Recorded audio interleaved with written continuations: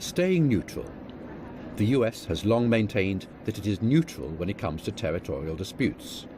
China is one claimant, while Vietnam, the Philippines, Malaysia, Brunei are among the other claimants.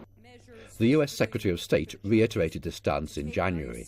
Let me emphasize again, the United States does not take sides on the sovereignty questions underlying the territorial disputes. We ask that all parties clarify their claims under international law, that they exercise restraint, and that they adhere to peaceful and diplomatic ways of addressing disagreements. But as part of Washington's pivot to Asia, the US has reinvigorated a security alliance with the Philippines and is helping it modernize its navy. On June the 18th, 2 US aircraft carriers began conducting air defense drills, sea surveillance, and long-range strikes in the Philippine Sea. The timing of this coordinated operation comes just ahead of an upcoming verdict by the Hague-based Permanent Court of Arbitration on the South China Sea case brought by the Philippines against China.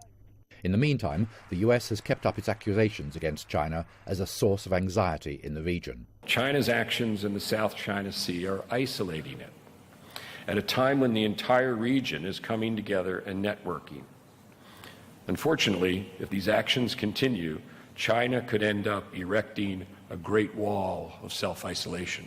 In December 2014, the US State Department issued a 26-page memorandum concluding that unless China revised its claim, it's not in accordance with the law of the sea. Senior American officials have claimed that the US will strive to uphold the rule of law in the South China Sea. China has reiterated its stance on settling the South China Sea dispute between China and the Philippines through bilateral negotiations. Experts believe the US's recent actions could further provoke regional tensions and hurt efforts to resolve the ongoing disputes.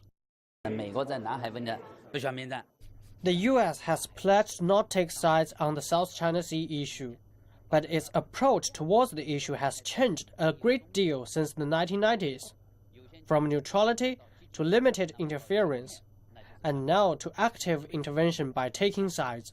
In fact, the US actions are causing the most trouble.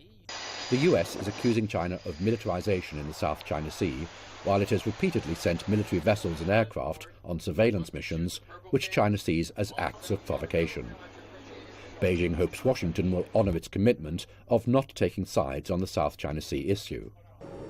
The arbitration case could perhaps be a good place for the US to start.